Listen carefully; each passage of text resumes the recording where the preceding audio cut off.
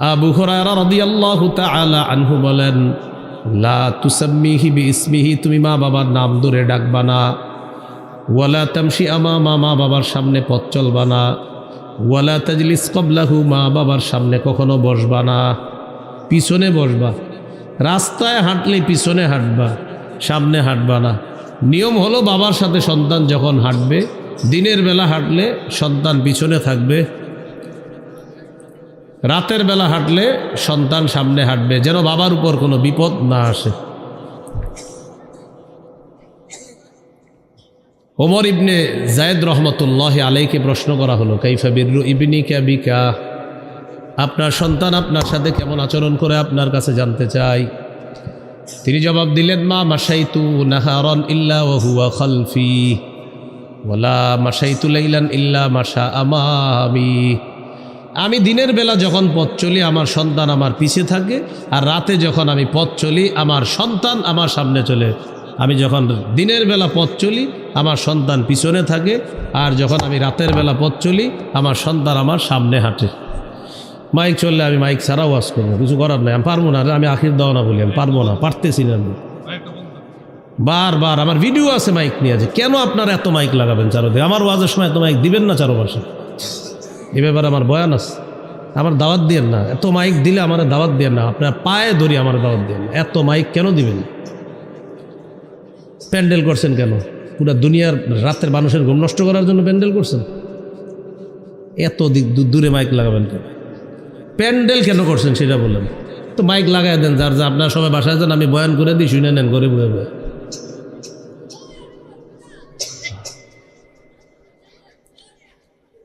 রাসূলুল্লাহ সাল্লাল্লাহু আলাইহি সাল্লাম হাদিসের মধ্যে বলে দিয়েছেন,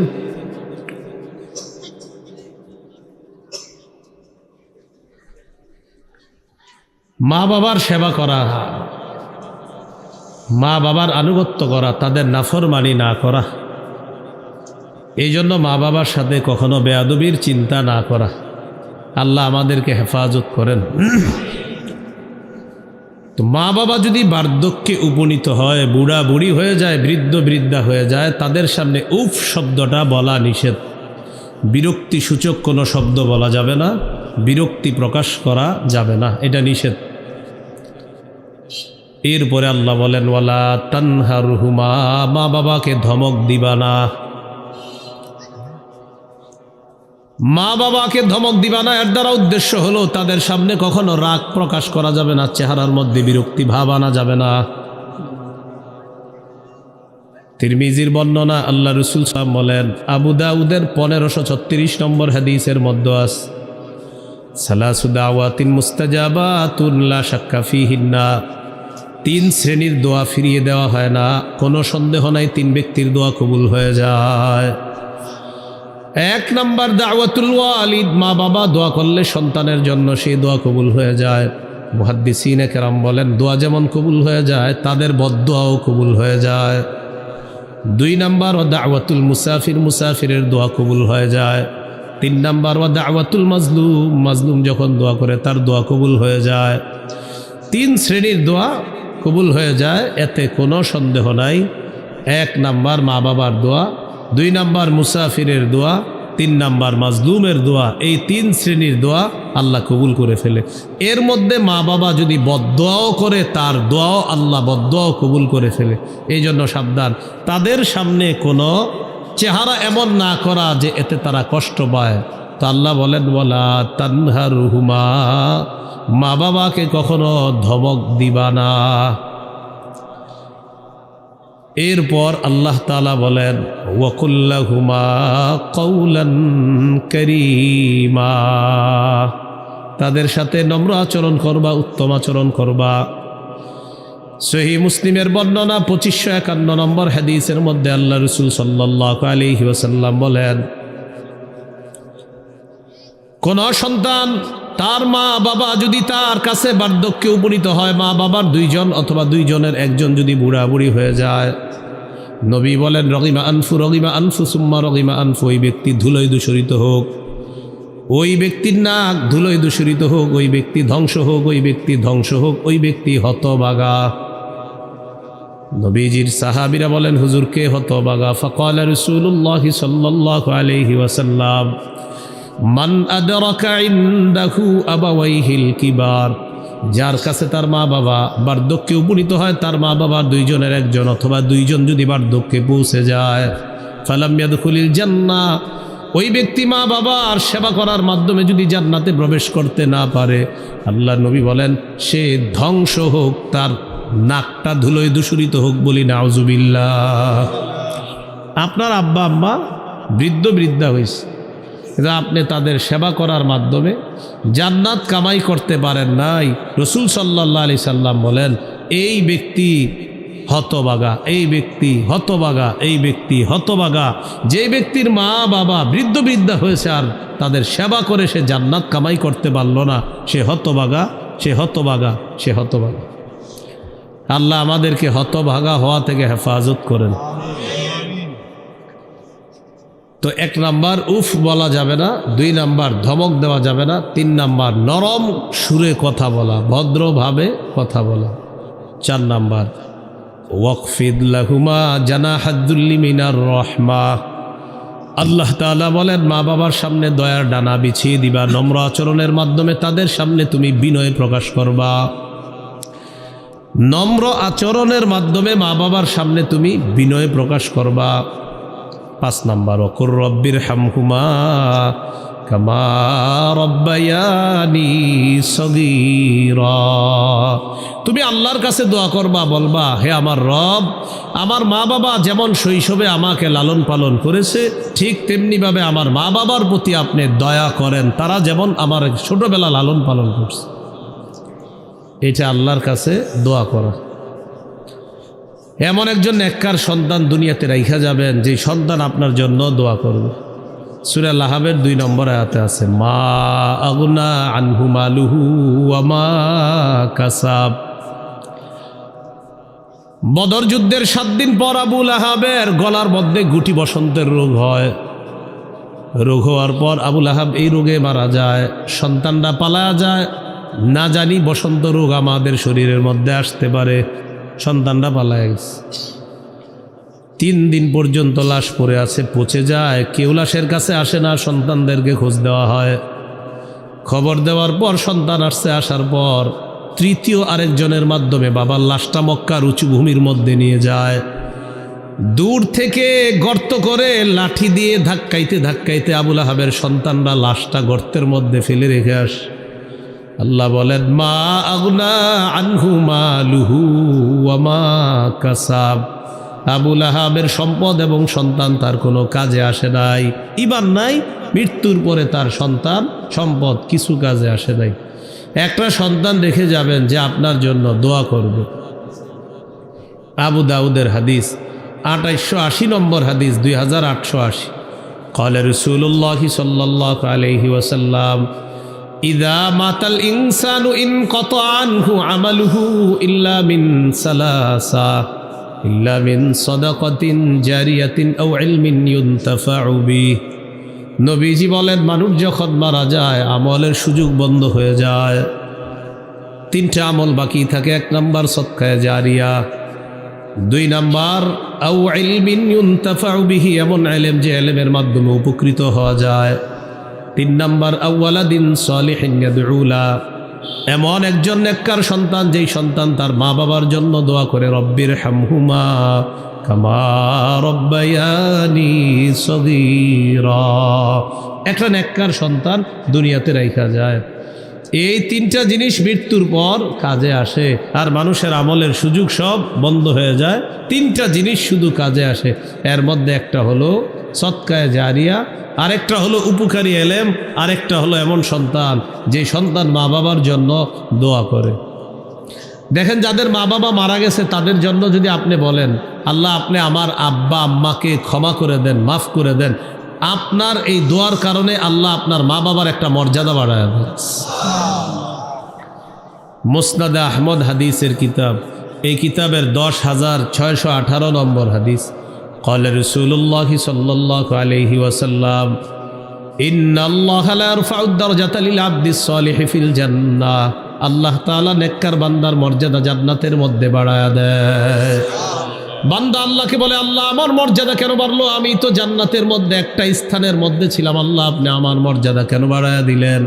আল্লাহ বলেন, বিইস্তিগফারি ওয়ালাদিকা লাক, তোমার সন্তান তোমার জন্য ক্ষমা প্রার্থনা করেছে, যতবার তোমার জন্য আমার কাছে মাপ চাইছে, আমি আল্লাহ ততবার তোমার মর্যাদা বাড়ায়া দিলাম।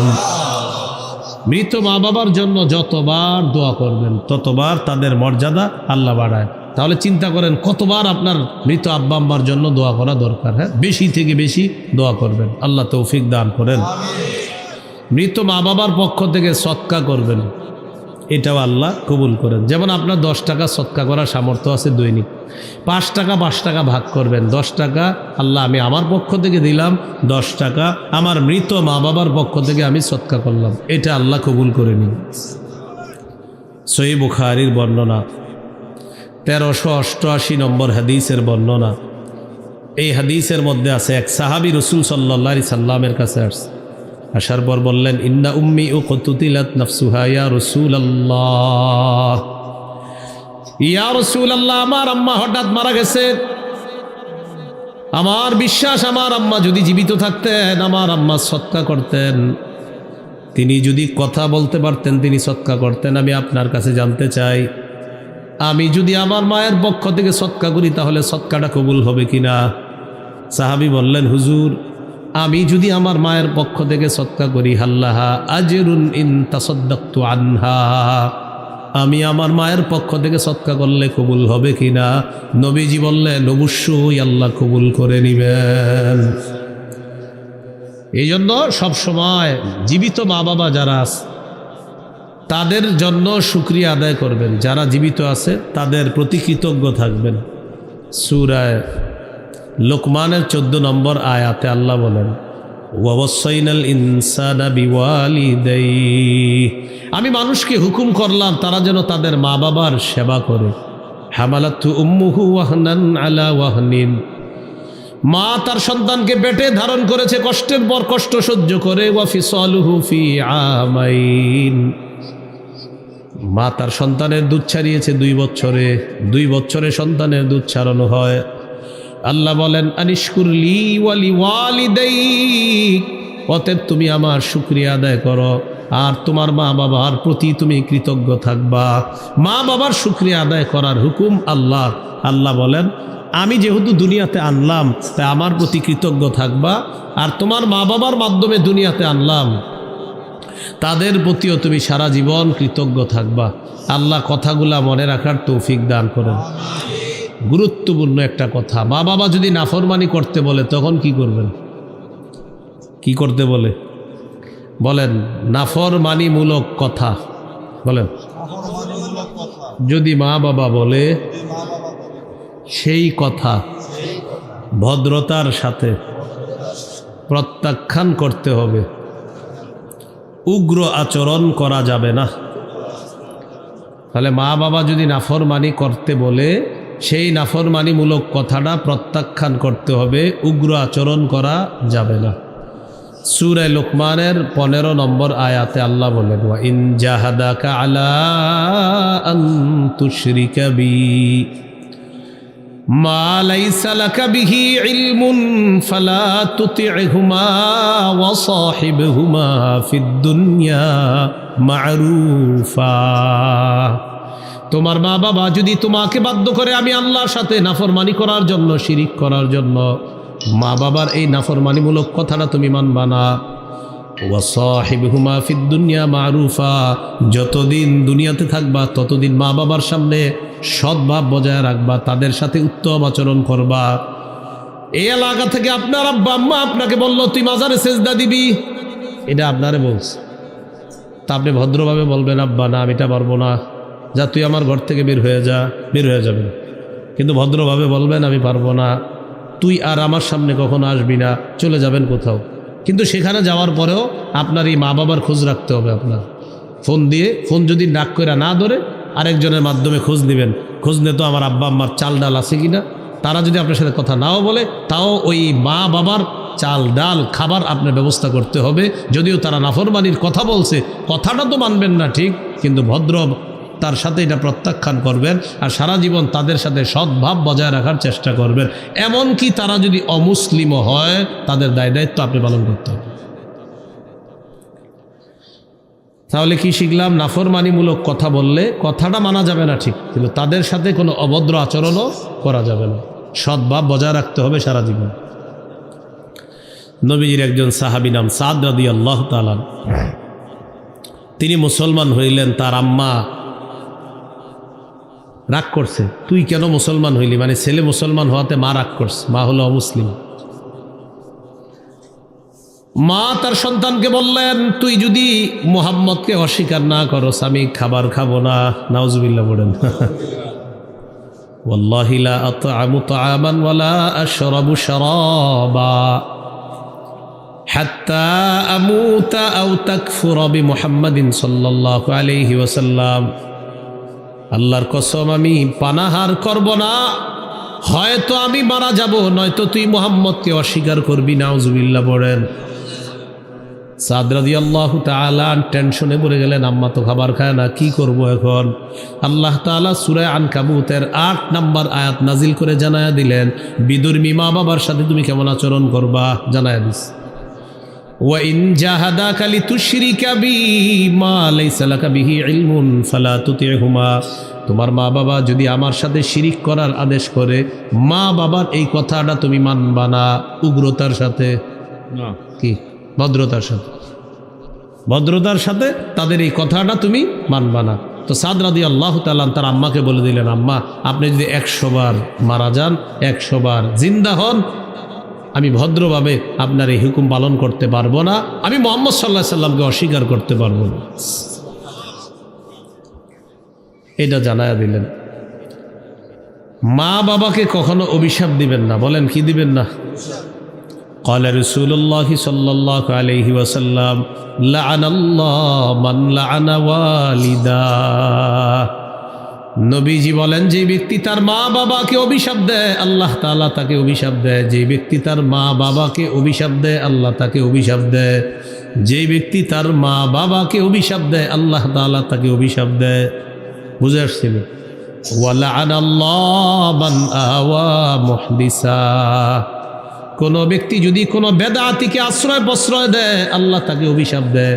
আপনি আপনার 1 গুন্ডা জমিন দিয়ে দিলেন বেদাতিকে আস্তানা বানানোর জন্য, অথবা মাহফিলের এই মঞ্চে কোনো বেদাতিকে বসায়া দিলেন, ও বেদাতি তুমি আমগরে সারা রাত নাচাও গাওয়াও গান গাও, যা মন চায় কোনো সমস্যা নাই। সকালবেলা আমরা বলবো কালকে একখান বক্তা আনছি রে, 1 ঘন্টা শুধু নাচাইছে আর গান গাইছে আমগো সামনে। এরকম যে সুযোগ করে দিলেন না, যারা সুযোগটা করে দিছেন আল্লাহর অভিশাপ। জি জি জি, আল্লাহর অভিশাপ। জি, বুখারী মুসলিম। এই যে নাচানোর সুযোগ করে দিচ্ছেন না, নাচার, তা আমি কিন্তু বলি না আপনি করে দেন না, আমি কিচ্ছু বলি না। নবীজি বলছে তুমি নাচানোর সুযোগ করে দিছো না, তোমার উপর আল্লাহর অভিশাপ। নবীজি বলছে। কোনো বেদাতিকে যদি কেউ আশ্রয় প্রশ্রয় দেয় তার উপর আল্লাহর অভিশাপ। আল্লাহ হেফাজত করেন।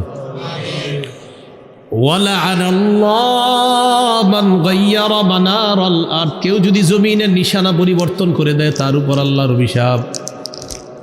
এই ছিল জমিনের খাম্বা, খুঁটি ছিল এই জায়গায়। এই যে জমিনের খুঁটি, মানে এটা হলো আপনার জমিন, হঠাৎ খুঁটি এখানে এসে পড়ছে। এইখানে ছিল খুঁটি, এখানে এসে পড়ছে। কি আব্দুর রহমান ভাই, আপনার খুঁটি তো এখানে ছিল, এটা হলো মালিকানা, তো এটা পাওয়ার। এটা কি কতদিন? যতদিন আছে পাবার এখানে চলে আসবে। কখন? পাওয়ার থাকবে না যখন। এই যে আপনার পাওয়ারে খুঁটি এখানে এসে গেছে, কানে কানে বলে দিবেন যতদিন খুঁটি রাখবা ততদিন আল্লাহর অভিশাপ চলতে থাকবে। তাহলে হাদিসের মধ্যে নবী বলেন, যে ব্যক্তি মা বাবাকে অভিশাপ দেয় তাকে আল্লাহ অভিশাপ দেয়। যে ব্যক্তি জমিনের নিশানা পরিবর্তন করে তাকে আল্লাহ অভিশাপ দেয়। যে ব্যক্তি কোনো বেদাতিকে বেদাতগিরি করার জন্য সুযোগ করে দেয় তাকে আল্লাহ তাআলা অভিশাপ দেয়। আল্লাহ আমাদের সকলকে পিতা মাতার যথাযথ আনুগত্য করার তৌফিক দান করেন। তাহলে কি শিখলাম? পিতা মাতার সাথে নাফরমানি করা যাবে না, এটা ঠিক আছে। তারা নাফরমানিমূলক কথা বললে ভদ্রতার সাথে কথাটা প্রত্যাখ্যান করতে হবে। সহিহ মুসলিমের বর্ণনা 2491 নম্বর হাদিস। সাহাবী আবু হুরায়রা রাদিয়াল্লাহু তাআলা আনহুর আম্মা ও মুসলিম, আবু হুরায়রা রাদিয়াল্লাহু তাআলা আনহু প্রতিদিন বাসায় ঢুকে দরজা খুলতেই তার আম্মা তাকে গালিগালাজ শুরু করে বা প্রহার করে। আবু হুরায়রা রাদিয়াল্লাহু তাআলা আনহু বলেন, একদিন আমি বাড়িতে গেলাম, যাওয়ার পর দরজা খুলছি, দরজা খোলার পর আম্মারে আমি দাওয়াত দিলাম। আম্মা আমারে অন্যদিন যা বলার বলে, কিন্তু আজকে দাওয়াত দেওয়ার পর নবীজির শানে কিছু উল্টাপাল্টা কথা বলছে। বলেন নাউজুবিল্লাহ। এখানে একটা কথা মনে রাখা, নবীজির শান মান মানুষের মধ্যে সবচেয়ে ঊর্ধ্বে। নবীজির শান মান সবচেয়ে কি বলেন আমার সাথে? তবে বলেন, তবে বিশুদ্ধ শান, অশুদ্ধ না। এখন অনেকে নবীজির শান বিশুদ্ধভাবে প্রমাণ করে, এটা ভালো। যেমন আমি আজকে আপনাদের সামনে যে ওয়াজ করছি, এই ওয়াজেও কমপক্ষে মনে হয় 70-80 বার দুরূদ পড়া হয়ে গেছে আমার। ওই যে হাদিস বলি দুরূদ পড়া হইতেছে না, এরপরে আমারে কয় নবীর দুশ্মন। আমি দেখবেন আমারে দিয়া ভিডিও বানায় আমি নবীর দুশ্মন। আমি নবীর শানে এত এত এত দুরূদ পড়ি, নবীজির কথা এত বেশি বলি, আমি বলে নবীর দুশ্মন। শোনেন না কথাটা, এইটা একটা। এখন আপনারা বলেন আমি নবীর শানটা কি অশুদ্ধভাবে বর্ণনা করি না বিশুদ্ধভাবে? কিন্তু আরেক দল আপনার সামনে এমন উদ্ভট কথা বলবে, বলার পর বলবে এগুলার দলিল লাগে না, প্রেম বড় দলিল। কি বলে? প্রেম বড় দলিল। এই যে কথাটা আপনি বললেন, না না এটা কষ্ট নিয়েন না, প্রেম বড় দলিল, এটা এটা এই কথাটাই কোথায় আছে? এই জন্য আল্লাহ রসুলের শান মান সবার উপরে, নবীর শানে কোনো মিথ্যা কথা বলা যাবে না। কেউ যদি বলে এটা আমরা তার বিরোধিতা করব। এই জন্য নবীর ব্যাপারে যারা মিথ্যা বলে, এগুলা নিয়ে আমি আমার প্রতিবাদমূলক অনেকগুলো বক্তব্য আছে, এগুলার পরেই আমার নাম হয়ে গেল দুশ্মনে রসুল।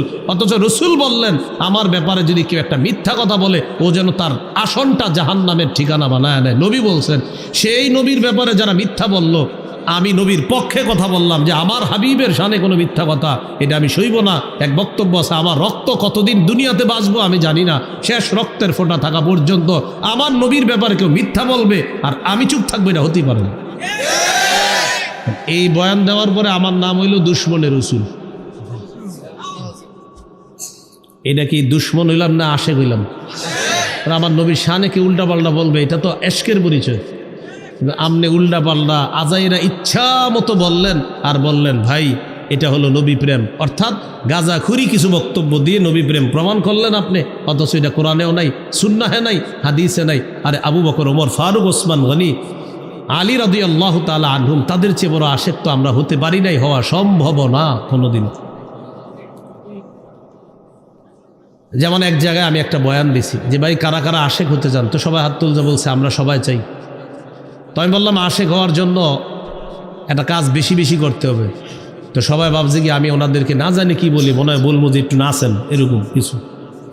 একটা হাদিস শোনাইলাম সহিহ মুসলিমের, যে এক সাহাবী নবীর খেদমত করছে। খেদমত করার পর নবীজি ওই সাহাবীকে বললেন, তুমি আমার কাছে কিছু চাও আমি তোমারে দেই, তুমি আমার কাছে কিছু চাও আমি তোমাকে দেই। মানে কিছু হাদিয়াটা দিয়া চাইবে নবীর কাছে, নবীজি তাকে দিবে। সাহাবী বুদ্ধি করে বললেন, ইন্নী আসআলুকা মুরাফাকাতাকা ফিল জান্নাহ, হুজুর আমি জান্নাতে আপনার সাথী হতে চাই। রাসূলুল্লাহ সাল্লাল্লাহু আলাইহি সাল্লাম বললেন, আওয়া গায়রা যালিক, এছাড়া আর কিছু চাও না? জি না হুজুর, আমি এটাই চাই, আমি জান্নাতে আপনার সাথী হবো, এটাই চাই। তখন নবী বললেন, একটা আমল বাড়ায়া দাও। এখন আপনি বলেন এই আমলটা বাড়ানো এটা কি শুধু ওনার জন্য না আমরাও বাড়াবো? নবীজি বললেন, আইন্নি আলা নাফসিকা বিকাসরাতিস সুজুদ, বেশি বেশি রুকু করবা, সেজদা করবা, নামাজ পড়বা। যত বেশি নামাজ পড়বা, যত বেশি রুকু করবা, যত বেশি সেজদা করবা, জান্নাতে তত বেশি আমার কাছাকাছি থাকতে পারবে।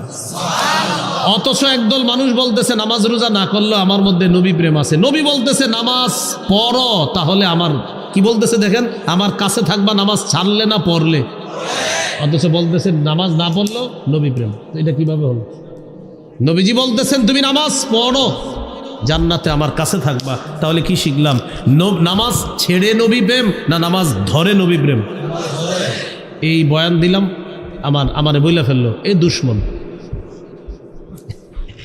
কি বইলা ফেললো? কথাটা কি আমার ছিল না নবীজির ছিল? আমি শুধু নবীজির ওয়ারিস হিসাবে কথাটা পৌঁছাই দিছি যে নবীজি বলেছেন তুমি যত বেশি সেজদা করবা, নামাজ পড়বা, জান্নাতে আমার তত বেশি কাছাকাছি থাকতে পারবা। আমারে বলল এই ছেলেটার মধ্যে আসলে নবীর প্রেম নাই, এত দুরূদ পড়ি রসুলের শানে সাল্লাল্লাহু আলাইহি সাল্লামের শানে, এরপরে বলছে আমার মধ্যে নবীর প্রেম নেই। যাক, কিয়ামতের মাঠে তো প্রমাণ হবে কার মধ্যে আছে প্রেম কার মধ্যে নাই, ইনশাআল্লাহ বিইজনিল্লাহ। আল্লাহ আমাদেরকে কথাগুলা মনে রাখার তৌফিক দান করেন। বলছিলাম কোন বেদাতিকে আশ্রয় প্রশ্রয় যদি দেন তো আল্লাহর অভিশাপ হতে থাকবে, কথা মাথায় রাখবেন। আল্লাহ আমাদেরকে হেফাজত করেন। তো মা বাবার আনুগত্য করতে গিয়ে আবু হুরায়রা রাদিয়াল্লাহু তাআলা আনহুর মা, তিনি হলেন মুশরিকা। এই মুশরিকা মাকে দাওয়াত দিচ্ছে। দাওয়াত দেওয়ার পর নবীজির একটু গালি দিয়ে দিছে, মানে কিছু উল্টাপাল্টা কথা বলছে নবীর শানে। নাউজুবিল্লাহ পড়েন। আবু হুরায়রা রাদিয়াল্লাহু তাআলা আনহু বলেন, আতাইতু রাসূলুল্লাহি সাল্লাল্লাহু আলাইহি ওয়াসাল্লাম ওয়া আনা আবকি, আমি কান্না করতে করতে আল্লাহ নবীর কাছে চলে আসলাম। নবীজির কাছে আসার পর আমি নবীকে বললাম, ইয়া রাসূলুল্লাহ, কুনতু আদউ উম্মি ইলাল ইসলাম ফাতাবা আলাইয়া। হুজুর, আমি আমার আম্মাকে ইসলামের দিকে দাওয়াত দেই, আমার আম্মা শুধু আমার দাওয়াত প্রত্যাখ্যান করে। দাউতুহা লিয়াউমা, আজকে আমি দাওয়াত দিলাম, ফাসমাআতনি ফি কামা আকরাহু। হুজুর, আজকে আমি দাওয়াত দেওয়ার পর আপনার শানে এমন উল্টাপাল্টা কথা বলছে যা আমার পছন্দ হয় নাই। নবীজিকে বললেন, উদউল্লাহ আইয়াহদিয়া উম্মা আবি হুরায়রা। হুজুর, আল্লাহর কাছে দোয়া করেন আল্লাহ যেন আবু হুরায়রার মাকে হেদায়েত দিয়ে দেয়। সাথে সাথে নবী বললেন, আল্লাহুম্মা হদি উম্মা আবি হুরায়রা, আল্লাহ আপনি আবু হুরায়রার মাকে হেদায়েত দিয়ে দেন।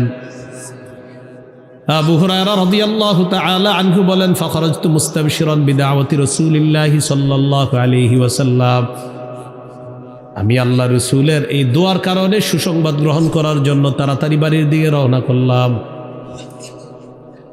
ঘরের সামনে গেলাম, যাওয়ার পর দেখলাম ঘরের দরজা বন্ধ। হাদিসের ভাষ্য, ফাইদা হুয়া মুজাফ, ঘরের দরজাটা বন্ধ।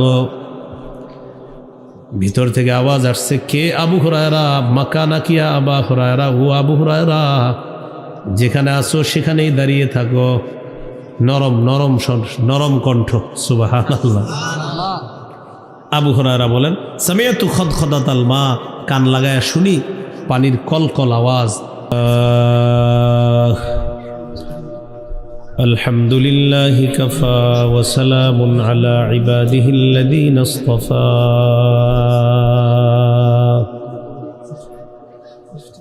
أما بعد فأعوذ بالله من الشيطان الرجيم. بسم الله الرحمن الرحيم.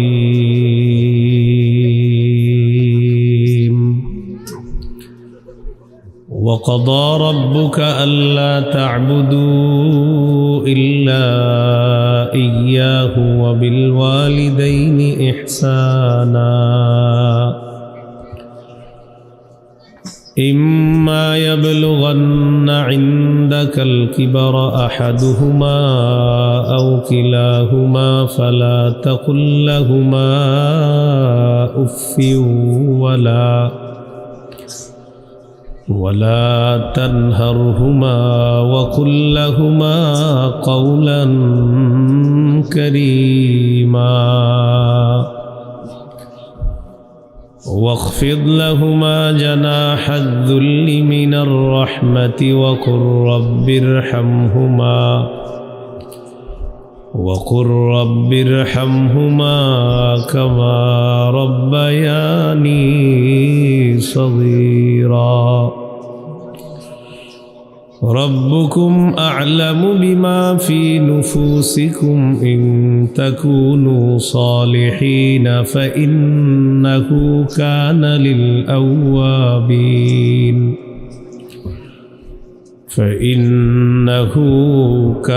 للأوابين غفورا. وآت ذا القربى حقه والمسكين وابن السبيل ولا تبذر تبذيرا. إن المبذرين كانوا إخوان الشياطين وكان الشيطان لربه كفورا وإما تعرضن عنهم ابتغاء رحمة من ربك ترجوها فقل لهم قولا ميسورا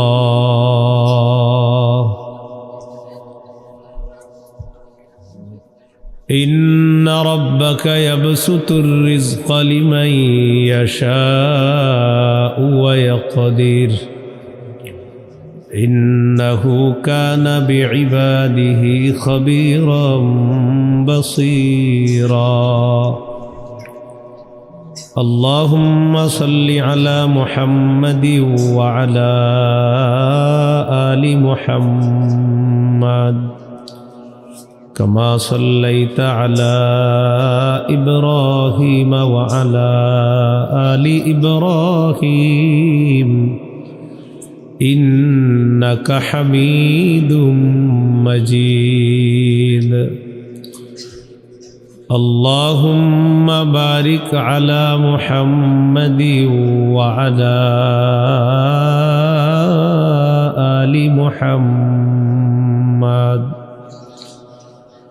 كما باركت على إبراهيم وعلى آل إبراهيم إنك حميد مجيد ভাই ভাষানো আওয়াজ দিয়েন না, আওয়াজ ভাষায়েন না, ইকো দিয়েন না, কিচ্ছু দিয়েন না, নর্মাল আওয়াজ রাখেন না, উপরের ভাষানো আওয়াজ বন্ধ করুন। রসুল্লাবাদ হাবিবুল্লাহ হাফিজিয়া মাদ্রাসা ও মসজিদ যুব সমাজের উদ্যোগে হাফেজ ছাত্রদের পাগড়ি প্রদান উপলক্ষে 18তম বার্ষিক ওয়াজ দোয়ার মাহফিলের সভাপতি আলহাজ খন্দকার শফিকুল ইসলাম প্রতিষ্ঠাতা রসুল্লাবাদ হাবিবুল্লাহ হাফিজিয়া মাদ্রাসা ও রসুল্লাবাদ দাখিল মাদ্রাসা প্রধান মেহমান মুফতি আমজাদ হুসাইন দামাত বরকাতুহুম শেখুল হাদিস জামিয়া ইসলামিয়া মুজফফরুল উলুম মাদ্রাসা মুরাদনগর কুমিল্লা প্রধান আকর্ষণ মুফতি আনিসুর রহমান আশরাফি প্রতিষ্ঠাতা মোহতামি মাদ্রাসা আশরাফুল উলুম কওমি মাদ্রাসা ময়নামতি কুমিল্লা আমন্ত্রিত হযরত উলামায়ে কেরাম মুসলমান ভাইয়েরা, আল্লাহ তাআলা দরবারে শুকরিয়া আদায় করছি, আল্লাহ আমাদেরকে মাহফিলে উপস্থিত হওয়ার তৌফিক দান করেছেন বলি আলহামদুলিল্লাহ। আমি আপনাদের সামনে সূরা বনী ইসরাঈলের 23 থেকে কয়েকটি আয়াতে কারিমা তেলাওয়াত করলাম।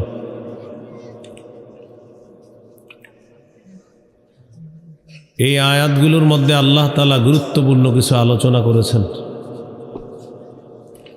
23 নম্বর আয়াতে আল্লাহ তাআলা দুটি চূড়ান্ত ফয়সালার কথা বলেছেন। একটি চূড়ান্ত ফয়সালা, আল্লাহ ছাড়া কারো ইবাদত করা যাবে না। আরেকটি চূড়ান্ত ফয়সালা হলো পিতা মাতার নাফরমানি করা যাবে না। আল্লাহ তাআলা বলেন, ওয়া কাদা রাব্বুকা আল্লা তা'বুদু ইল্লা ইয়্যা, আপনার রব আদেশ করেছেন, আপনার রবের ফয়সালা, তোমরা আল্লাহ ছাড়া কারো ইবাদত করবা না। এটা আল্লাহর চূড়ান্ত ফয়সালা। উদ্দেশ্য শিরিক করা যাবে না। সূরা কাহাফের 110 নম্বর আয়াতে আল্লাহ বলেন, ফামান কানা ইয়ারজু লিকা রাব্বিহি ফালইআমাল আমালান সালিহা ওয়ালা ইউশরিক বিইবাদাতি রাব্বিহি আহাদা। যে ব্যক্তি তার রবের সাথে সাক্ষাৎ কামনা করে সে যেন নেক কাজ করে এবং তার রবের ইবাদতে যেন কাউকে শরীক না করে। আল্লাহর সাথে সাক্ষাতের দুটি শর্ত, নেক কাজ করা, আল্লাহর ইবাদতে কাউকে শরীক না করা। সূরা আনআমের 82 নম্বর আয়াতে আল্লাহ বলেন, আল্লাযীনা আমানু ওয়া লাম ইয়ালবিসু ঈমানাহুম বিযুলমিন উলাইকা লাহুমুল আমনু ওয়া হুম মুহতাদুন। যারা ঈমান আনে আর ঈমানকে শিরিকের সাথে সংমিশ্রণ করে না, আমি আল্লাহ তাদের জন্য নিরাপত্তা ঘোষণা করলাম। ওয়া হুম মুহতাদুন। আল্লাহ তাআলা বলেন তারাই হেদায়েত প্রাপ্ত। শিরিক মহাজুলুম। সূরা লুকমানের 13 নম্বর আয়াতে আল্লাহ তাআলা বলেন, وَإِذْ قَالَ لُقْمَانُ لِابْنِهِ وَهُوَ يَعِظُهُ يَا بُنَيَّ لَا تُشْرِكْ بِاللَّهِ إِنَّ الشِّرْكَ لَظُلْمٌ عَظِيمٌ।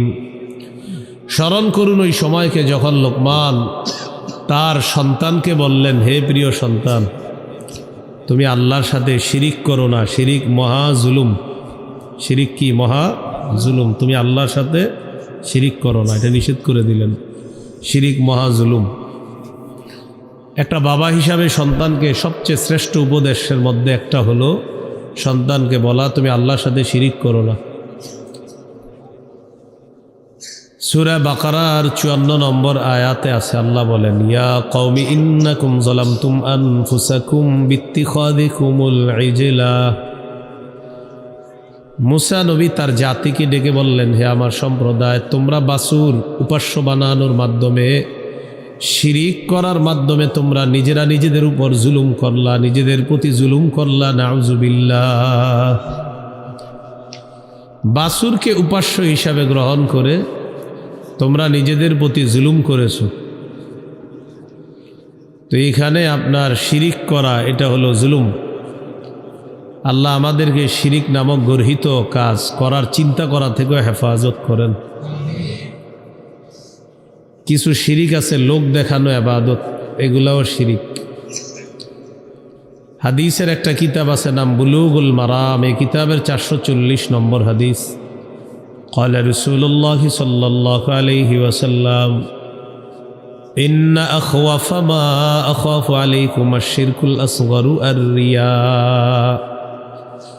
নবীজি বলেন, আমি দুনিয়া থেকে বিদায় নেওয়ার পর তোমাদের ব্যাপারে সবচেয়ে আমার ভয় হয় তোমরা ছোট শিরিকের মধ্যে লিপ্ত হয়ে যাবা। ছোট শিরিক কাকে বলা হয়? নবী বললেন, আর রিয়া, লোক দেখানো ইবাদত, এটাই হলো ছোট শিরিক। يقول الله يوم القيامة اذهبوا إلى الذين كنتم تراءون في الدنيا فانظروا هل تجدون عندهم جزاء। কিয়ামতের ময়দানে লোক দেখানো ইবাদত যারা করেছে তাদেরকে আল্লাহ বলবেন, যাও যাদেরকে দেখানোর জন্য দুনিয়াতে ইবাদত করতা তাদের কাছে যাও, দেখো কোনো প্রতিদান পাও কিনা, তাদের কাছ থেকে সওয়াব নিয়ে আসো। তুমি তো আমারে খুশি করার জন্য ইবাদত করো নাই, যাদেরকে খুশি করার জন্য করছো তাদের কাছে যাও, দেখো কোনো প্রতিদান পাও কিনা। আমাদের এখন ম্যাক্সিমাম ইবাদত সব কেমন যেন দেখানোর ইবাদত। মাহফিল, ওয়াজ, শ্রোতা, বক্তা, সব লোক দেখানো। সব কি দেখানো? লোক দেখানো। যদি লোক দেখানো না হয় তো মাশাআল্লাহ ভালো। মাহফিলের দিন অনেকে আবেগে নামাজও পড়ে না, টেনশনে যে আজকে মাহফিল, তো পেরেশানিতে ছিলাম এই জন্য নামাজ পড়ি না। আলোচককে রিসিভ করতে গিয়ে আবেগে নামাজ পড়তে ভুলে গেছে। এই জন্য সবার মধ্যে একটা মানসিকতা হলো রিয়া, লোক দেখানো। লোক দেখানো ইবাদতকে হাদিসের মধ্যে গোপন শিরিকও বলা হয়েছে। হাদিসের একটা কিতাব আছে নাম সহিহ ইবনে খুজাইমা। এই কিতাবের 2 নম্বর খণ্ড 140-42 নম্বর পৃষ্ঠা। قال رسول الله صلى الله عليه وسلم إياكم وشرك السرائر। নবীজি বলেন, তোমরা গোপন শিরিক থেকে বাঁচো। সাহাবীরা বললেন, ওমা শিরকুস সারাইর ইয়া রাসূলুল্লাহ, হুজুর গোপন শিরিক কাকে বলে আপনার কাছে জানতে চাই। নবীজি বললেন, ইয়াকুমুর রাজুলু ফায়ুসাল্লি ফায়ুযায়িনু সালাতাহু জাহিদান লিমা ইয়ারা মিন নাজরিন নাসি ইলাইহি। কোন ব্যক্তি নামাজের মধ্যে দাঁড়ায়, নামাজটা সুন্দর করে, মানুষ যেন তার নামাজটা দেখা বলে, বাবা কত সুন্দর নামাজ। মানুষের দৃষ্টি আকর্ষণ করার জন্য নামাজ সুন্দর করে পড়ে। নবীজি বলেন, এটাই গোপন শিরিক। সাহাবী প্রশ্ন করলেন, ইয়া রাসূলুল্লাহ, কেউ যদি আল্লাহকে খুশি করার জন্য নামাজ পড়ে, মানুষ যদি তার ইবাদতের প্রশংসা করে, এটাও কি গোপন শিরিক? নবীজি বললেন, কেউ যদি আল্লাহকে খুশি করার জন্য ইবাদত করে আর বান্দা যদি তার প্রশংসা করে, এটা শিরিক হবে না। এটা হলো তিলকা আজিলু বুশরাল মুমিন, মুমিনের জন্য আল্লাহর পক্ষ থেকে নগদ সুসংবাদ। তাহলে মানুষকে দেখানো এটা গোপন শিরিক, ছোট শিরিক। আল্লাহ হেফাজত করেন। দাজ্জালের চেয়ে ভয়ঙ্কর গোপন শিরিক কার চেয়ে? দাজ্জাল। সহিহুত তারগিব হাদিসের কিতাব 30 নম্বর হাদিস। قال رسول الله صلى الله عليه وسلم ألا أخبركم بما هو أخوف عليكم عندي من المسيح الدجال الشرك الخفي। নবীজি বলেন, আমি কি তোমাদেরকে দাজ্জালের চাইতে আরো ভয়ঙ্কর বিষয় বলে দিব না? আল্লাহ নবী বললেন, তোমাদের ব্যাপারে আমি দাজ্জালের চেয়ে আরো যেটা ভয় পাই সেটা হলো গোপন শিরিকের মধ্যে তোমরা জড়িয়ে পড়বা। আমি দাজ্জালের চেয়ে বেশি আশঙ্কা করি তোমরা গোপন শিরিকের মধ্যে জড়িয়ে পড়বা। নাউজুবিল্লাহ। নবী বললেন, এটা দাজ্জালের চেয়ে ভয়ঙ্কর। আল্লাহ আমাদেরকে হেফাজত করেন। তাহলে দুটা চূড়ান্ত ফয়সালা, একটা হলো আল্লাহ ছাড়া কারো ইবাদত করবা না, মানে শিরিক করা যাবে না। সহিহ বুখারীর বর্ণনা 6861 নম্বর হাদিস। হাদিসের বর্ণনাকারী আব্দুল্লাহ ইবনে মাসউদ রাদিয়াল্লাহু তাআলা। এক ব্যক্তি রাসূলুল্লাহ সাল্লাল্লাহু আলাইহি সাল্লামকে প্রশ্ন করলেন, আইয়ুয যামবি আকবারু ইনদাল্লাহি ইয়া রাসূলুল্লাহ, হুজুর আল্লাহর কাছে সবচেয়ে বড় পাপ কোনটি আপনার কাছে জানতে চাই। নবীজি বললেন, আনতাদউ লিল্লাহি নিদ্দান ওয়া হুয়া খালাকাকা, আল্লাহ তোমাকে সৃষ্টি করেছেন, ওই আল্লাহর সাথে সমকক্ষ নির্ধারণ করা সবচেয়ে বড় পাপ। সহিহ মুসলিমের বর্ণনা 1978 নম্বর হাদিস। আর আপনাদের পকেটের উস্তাদ অনুযায়ী 5018 নম্বর হাদিস। এই হাদিসের মধ্যে আছে, ক্বালা রাসূলুল্লাহ সাল্লাল্লাহু আলাইহি ওয়াসাল্লাম লাআনাল্লাহু মান যাবাহা লিগাইরিল্লাহ, কোন ব্যক্তি যদি আল্লাহ ছাড়া অন্য কারো নামে পশু জবাই করে, তার উপর আল্লাহর অভিশাপ। আল্লাহ ছাড়া অন্য কারো নামে যদি পশু জবাই করে, তাকে আল্লাহ অভিশাপ দেয়। তাহলে জবাই করতে হবে আল্লাহর নামে। আল্লাহ ছাড়া অন্য কারো নামে জবাই করা এটা শিরিক। আল্লাহ আমাদেরকে শিরকি কথা, শিরকি কর্ম, সব ধরনের শিরিক থেকে আল্লাহ আমাদেরকে হেফাজত করেন, আমিন। 2 নাম্বার চূড়ান্ত ফয়সালা আল্লাহর, ওয়াবিল ওয়ালিদাইনি ইহসানা, পিতা মাতার প্রতি সদাচরণ করো, তাদের নাফরমানি করা যাবে না। সহিহ মুসলিমের বর্ণনা 2549 নম্বর হাদিস, 2549। এক ব্যক্তি রাসূলুল্লাহ সাল্লাল্লাহু আলাইহি সাল্লামের কাছে আসছে। আসার পর বললেন, উবাইউকা আলাল হিজরাতি ওয়াল জিহাদ আবতাগিল আজরা মিনাল্লাহি ইয়া রাসূলুল্লাহ। ইয়া রাসূলুল্লাহ, আমি আপনার কাছে আসলাম, আমি আল্লাহর কাছ থেকে প্রতিদান পাওয়ার আশায় আমি আপনার কাছে আসছি জিহাদের বায়াত হওয়ার, হিজরতের বায়াত হওয়ার জন্য। আমি জিহাদের বায়াত হব আর হিজরতের বায়াত হব। পানি পড়ে না, মাইক পিছন থেকে 2টা সামনে দেওয়া দরকার ছিল। আর সমস্যা নাই, মানে এই আওয়াজটা আমার মনে হচ্ছে ওয়াজ হইতেছে ওই এলাকায়, আসলে এখানে হইতেছে, কিন্তু মনে হইতেছে কি ওই দিকে, কিন্তু আমি তো এইখানে, আসলে তো ওখানে না। এই জন্য কারি সাহেব দেখবেন এইভাবে কেরাত পড়ে, মানে উনি শুনতে চায় উনি কি বলে, এই জন্য পিছন থেকে 2টা মাইক সামনে দেওয়া। কেন আসলে আমার সাথে অন্য যাদেরকে দাওয়াত দেওয়া হয় ওনারা চায় অনেক ভালো ভালো মাইক, কিন্তু আমি নর্মাল মাইক চাই। এই জন্য আমার সামনের দিকে যে কি সিদ্ধান্ত যাবো মাহফিলে, আমি টেনশনে আছি।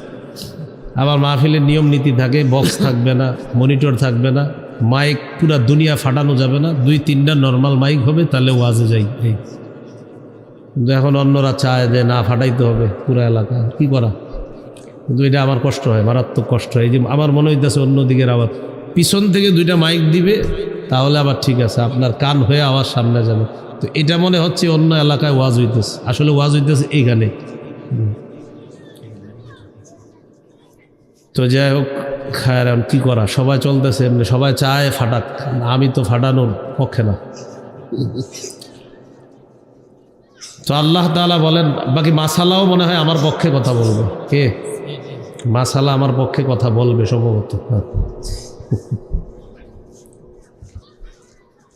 তো আল্লাহ তাআলা বলেন, বাড়ান আওয়াজ বাড়ান না, যেটা আছে ওইটাই রাখেন, যা তো হয়ে গেছে দইয়ে গেছে এখন, আওয়াজ বাড়াই না।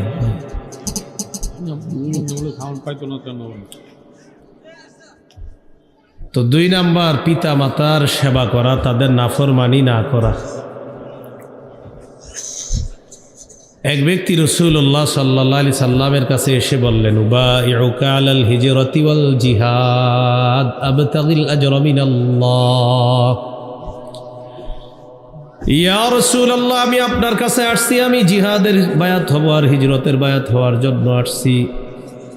আমি আল্লাহর কাছ থেকে প্রতিদান চাই আসে আপনার কাছে আসলাম। রাসূলুল্লাহ সাল্লাল্লাহু আলাইহি ওয়াসাল্লাম বললেন, হাল মিন ওয়ালিদাইকা আহাদুন হাইয়ুন, তোমার মা বাবার 2 জনের মধ্যে কেউ জীবিত আছে কিনা? সাহাবী জবাব দিলেন, বাল কিলাহুমা ইয়া রাসূলুল্লাহ, হুজুর 2 জনই জিন্দা আছে। নবীজি বললেন, ইরজি ইলা ওয়ালিদাইকা ফাহসিন সুহবাতাহুমা, আল্লাহর কাছ থেকে যদি প্রতিদান পেতে চাও, তুমি তোমার মা বাবার কাছে যাও, তাদের সাথে উত্তম আচরণ করো, আল্লাহ তোমাকে পরিপূর্ণ প্রতিদান দিয়ে দিবেন। আল্লাহ আমাদেরকে মা বাবার সেবা করার তৌফিক দান করেন। সহিহ বুখারীর বর্ণনা 3004 নম্বর হাদিস। এই হাদিসের মধ্যে আছে, যা রাজুলুন ইলা রাসূলিল্লাহি সাল্লাল্লাহু আলাইহি ওয়াসাল্লাম, এক ব্যক্তি আল্লাহ রাসূলের কাছে আসলেন, আসার পর বললেন, ইয়া রাসূলুল্লাহ, আমি আপনার কাছে আসছি। ফাস্তাযানাহু ফিল জিহাদ, নবীর কাছে জিহাদে যাওয়ার অনুমতি চাইলেন। ফাকাল রাসূলুল্লাহ,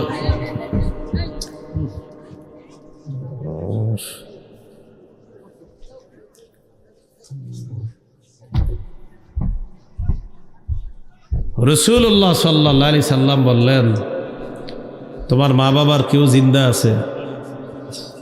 সাহাবী বললেন, হুজুর জি জীবিত আছে। ফাকাল রাসূলুল্লাহ সাল্লাল্লাহু আলাইহি ওয়াসাল্লাম, ফাফীহিমা ফাজাহিদ, আল্লাহ নবী বললেন, তাদের 2 জনের সেবা করার মাধ্যমে তুমি জিহাদের সওয়াব কামাই করে নাও। মা বাবার সেবা আবশ্যক করার মাধ্যমে তুমি জিহাদের সওয়াব পাইবা, তাদের সেবা করো। মুসনাদে আহমদ হাদিসের কিতাবে, কিতাবের 15538 নম্বর হাদিস। নবীজির একজন সাহাবী নাম জাহিমা, কি নাম?